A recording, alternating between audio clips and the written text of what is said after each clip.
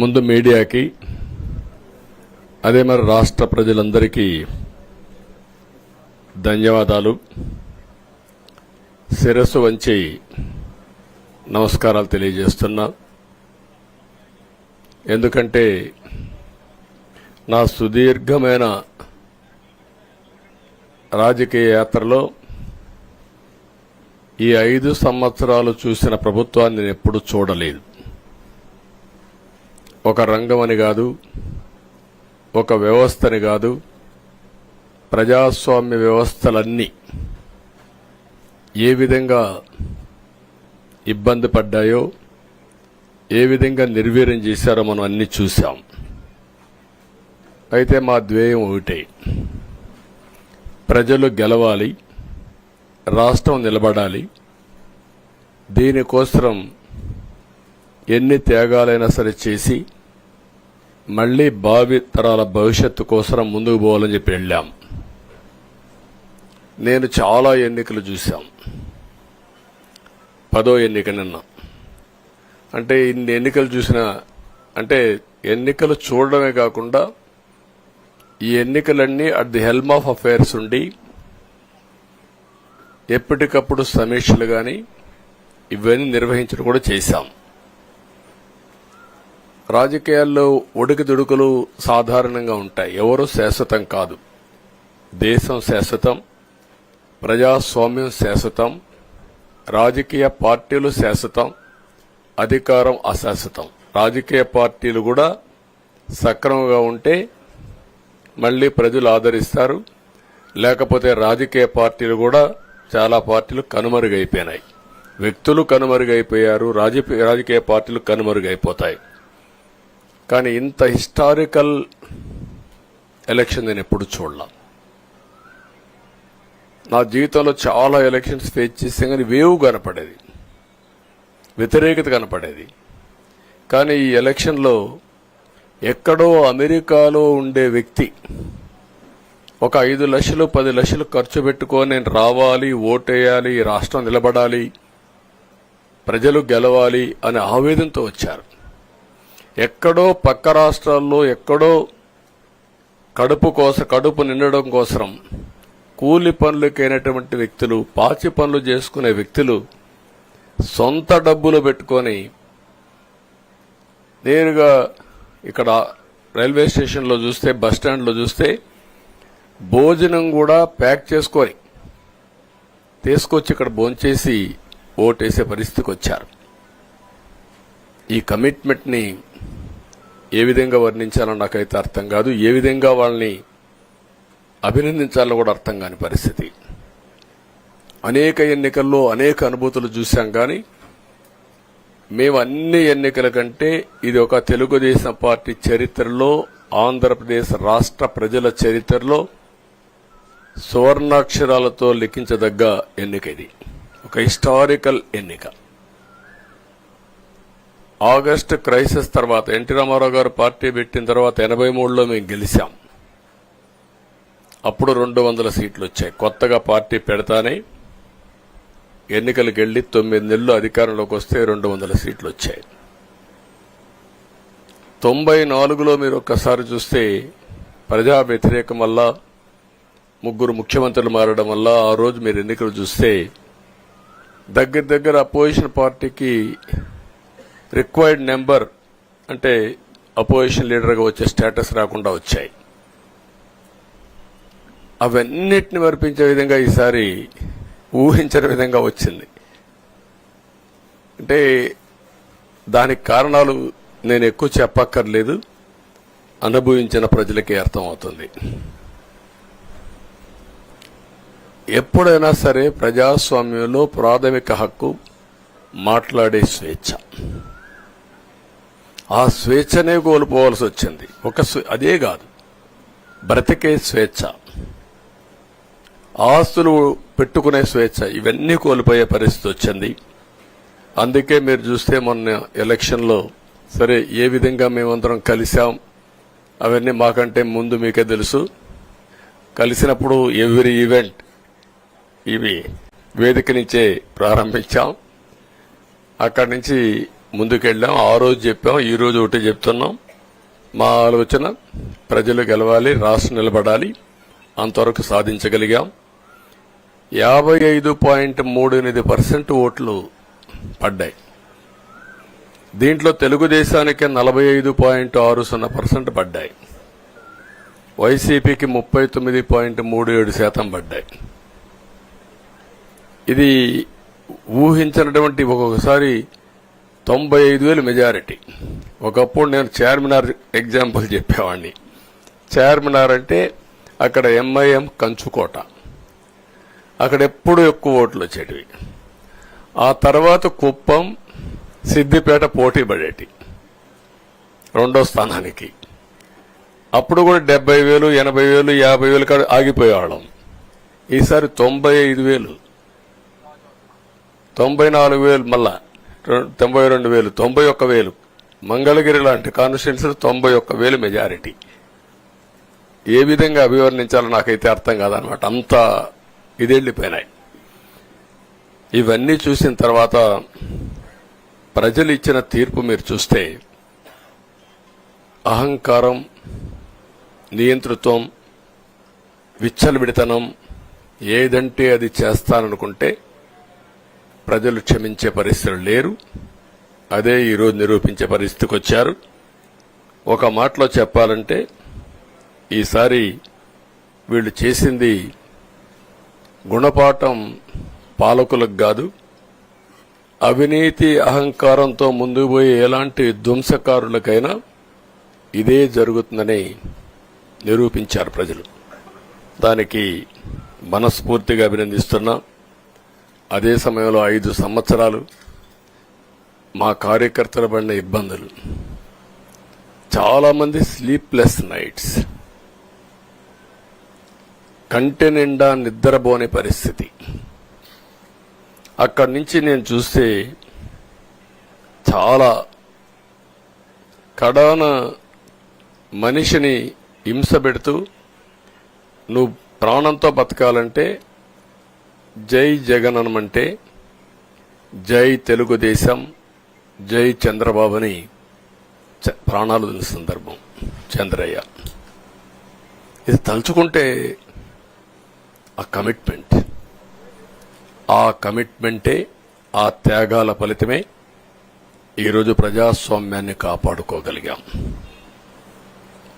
ఒక్క మా కార్యకర్తలకే కాదు, మీడియా 5 ఏళ్లు మీరు పడిన ఇబ్బందులు, మీరు కోర్టుల చుట్టూరు తిరిగిన ఇది, మిమ్మల్ని సిబిసిఐడి ఆఫీసులో పెట్టి వేధించిన విధానం, అవి తలుచుకుంటే ప్రజాస్వామ్యమే సిగ్గుతో తలంచుకోవాలి. అలాంటి సంఘటనలు జరిగాయి. మేనేజ్మెంట్ని ఒకరినని కాదు, ఎవరినైనా పట్టుకురావచ్చు, ఏదైనా చేయొచ్చు అనే ధీమా వచ్చేసి ఇష్టానుసారంగా ప్రవర్తించే పరిస్థితికి వచ్చారు.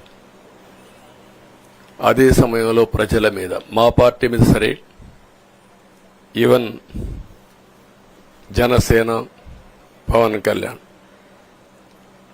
ఆయనకు కూడా స్వేచ్ఛ లేదు.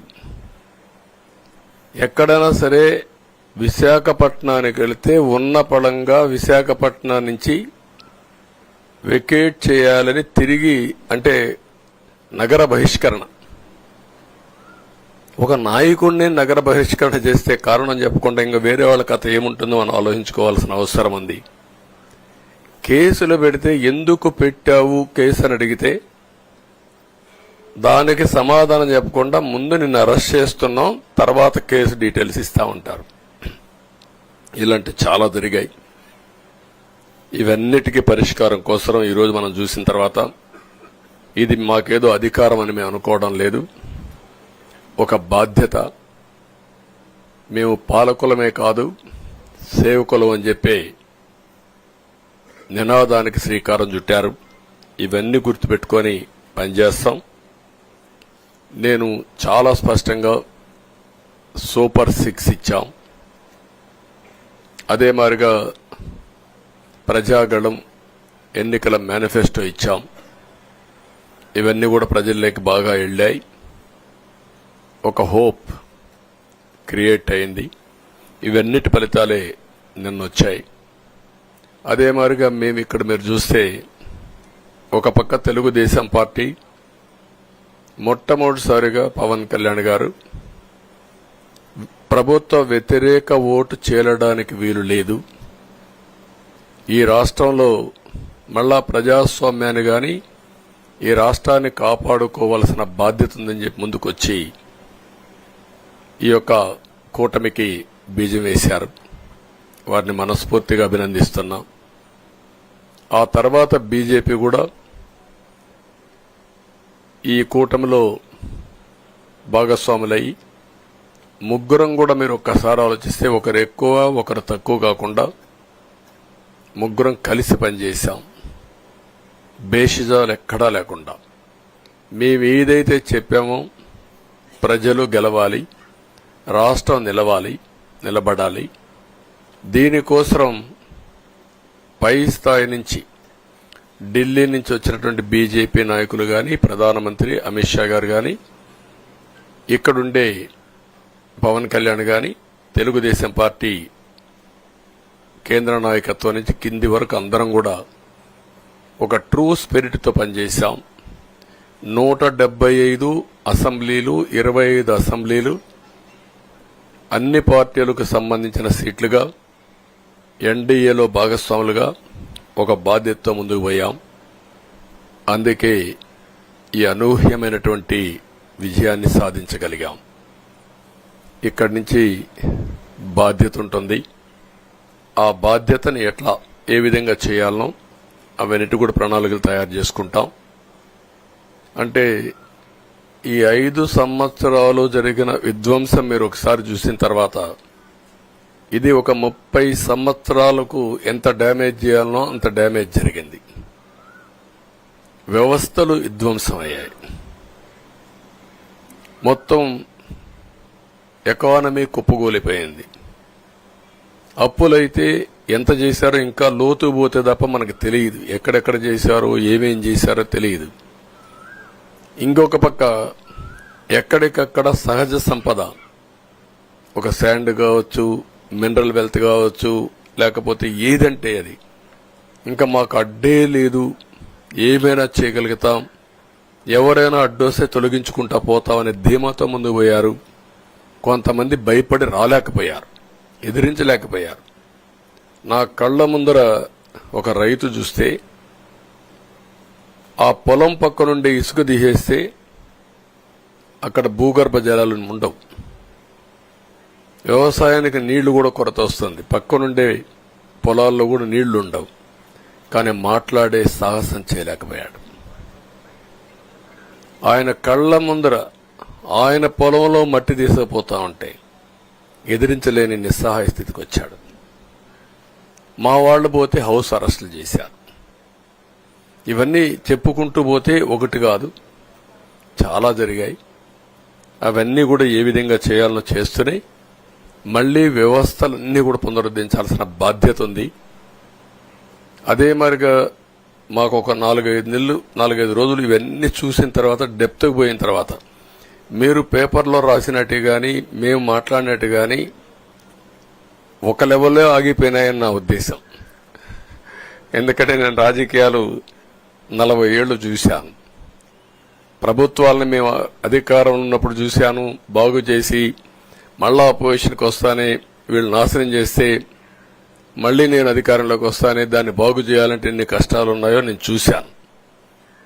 ఒకప్పుడు పవర్ సెక్టర్ మీరు చూస్తే కరెంట్ ఎప్పుడు వస్తుందో ఎప్పుడు పోతుందో తెలియని పరిస్థితి నుంచి హైదరాబాద్ లో విద్యుత్ సౌధ దగ్గర రాఘవరెడ్డి ఉండేవాడు, కమ్యూనిస్ట్ లీడర్. నల్గొండ నుంచి రైతులను తీసుకొచ్చి సమ్మర్ వస్తే అసెంబ్లీ ఏప్రిల్లో ఉంటే గొడవలు సగం టైం మేము కరెంటు కొరత పైనే చర్చించేవాళ్ళం. That the days. అలాంటిది నేను 1999 నుంచి పవర్ సెక్టర్ రిఫార్మ్స్ తీసుకొచ్చి 2004కి సర్ప్లస్ బాధ్యతతో క్వాలిటీ పవర్ ఇవ్వడం మొదలుపెట్టాం. 2014కు మళ్లీ 22 మిలియన్ యూనిట్లు ఆంధ్రప్రదేశ్లో కొరత కరెంటు. వ్యవస్థలన్నీ నిర్వీర్యం అయిపోయినాయి. తర్వాత మళ్లీ సెట్ చేసి 2 నెలలు 3 నెలలు కరెంటు కొరత లేకుండా చేసి వ్యవస్థలన్నీ పటిష్టంగా చేసి సోలార్ విండ్ తీసుకొచ్చి కాస్ట్ తగ్గిస్తే ఇప్పుడు మీరు చూశారు ఎంత పవర్ ఛార్జెస్ పెంచారు. 9 సార్లు పెంచారు. ఎందుకు పెంచారో నోబడీ నోస్.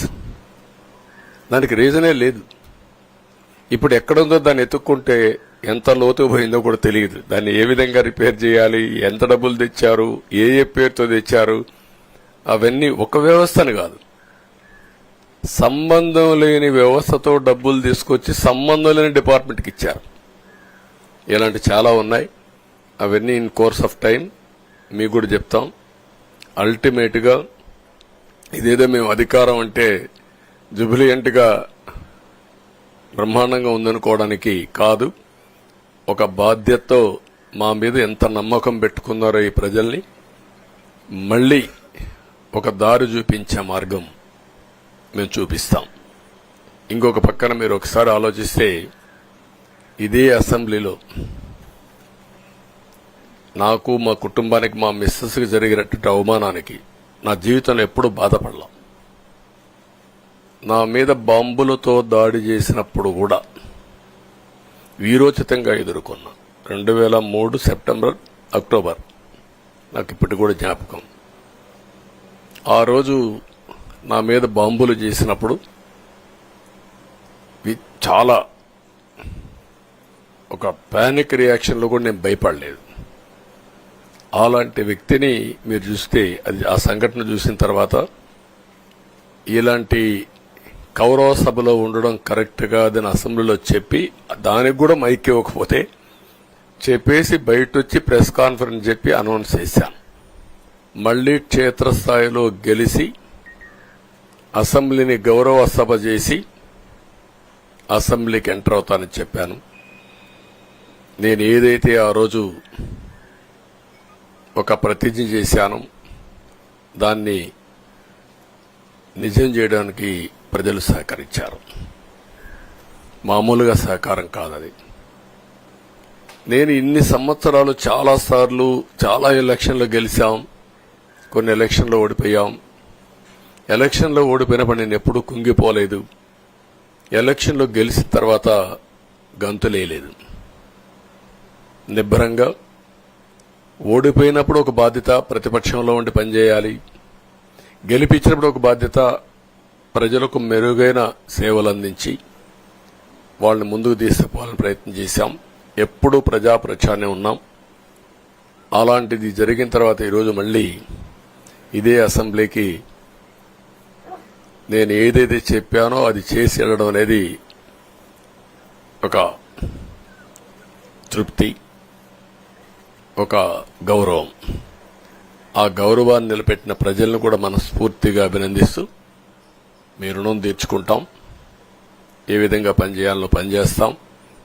మీ ఎక్స్పెక్టేషన్స్ ప్రకారం పనిచేసి అయితే ఎప్పటికప్పుడు మీరందరూ కూడా మేము ఓటేసాం, మా పని అయిపోయింది, ఇంకా మీరు చూసుకోండి కాకుండా ఎప్పటికప్పుడు మమ్మల్ని నడిపించే బాధ్యత, మాకు సహకరించే బాధ్యత, మళ్లీ రాష్ట్రంలో ఉండే ప్రజలందరం బాగుపడాలంటే ఏం చేయాలో మేము చేసినప్పుడు ఎప్పటికప్పుడు ఫీడ్బ్యాక్ ఇచ్చి నడిపించే బాధ్యత తీసుకోవాల్సిందిగా వారిని కోరుతున్నా.